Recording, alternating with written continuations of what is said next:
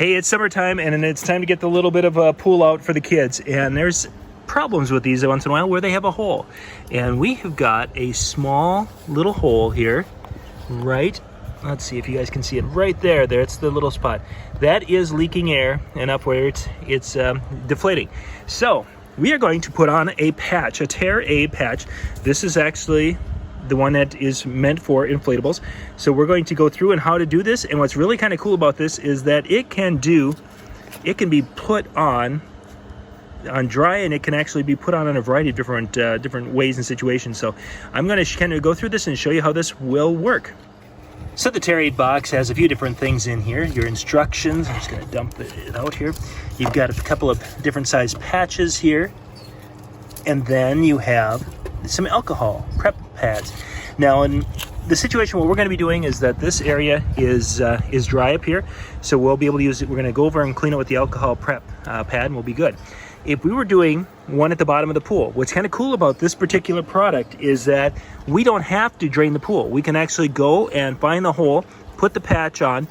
There's a little bit of a special way to do that, where you start to you kind of make sure it's clean as possible, make sure the water is as clean as possible so it doesn't foul it up.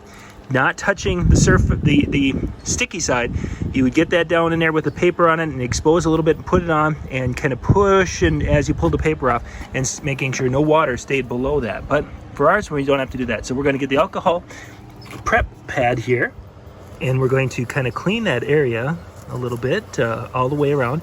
Now the ideal spot is to have the patch extend 1 inch beyond all the way around. So you see our tiny little hole there, so we're going to try to have about a 2-inch square piece right there. Okay, so I cut my little patch just about 2 inches by approximately 3 inches. I wasn't going to trim it down, I didn't really need to. There's also this little thing in there. This is a little piece of vinyl reinforcement. So if you have a split seam, that you can use this to reinforce the area a little bit, but we don't need that for this application. We are just going to need this to go on that. Okay, so we're going to peel off the backing, and we don't want to touch that adhesive if we can avoid that, because that will kind of contaminate that adhesive. So we're just going to kind of lightly peel. There's our hole.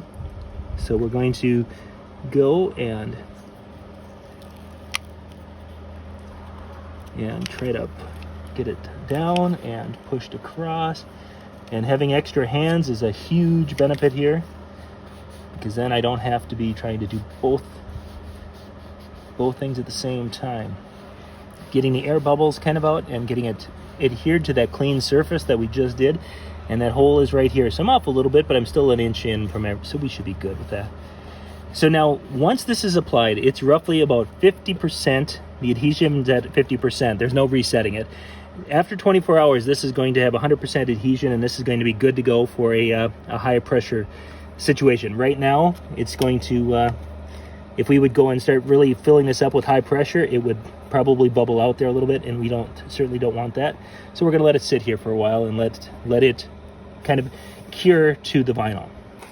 So that's Tear Aid. This is the Type B for inflatable repair. We did that on the pool. We'll put a link in the description below so you can check out Tear Aid. Tear Aid's a great product for fixing vinyl covers and different things. It was a full line of it. We'll put all those links in the description below so you can check them out. This is John Young. Thanks for watching.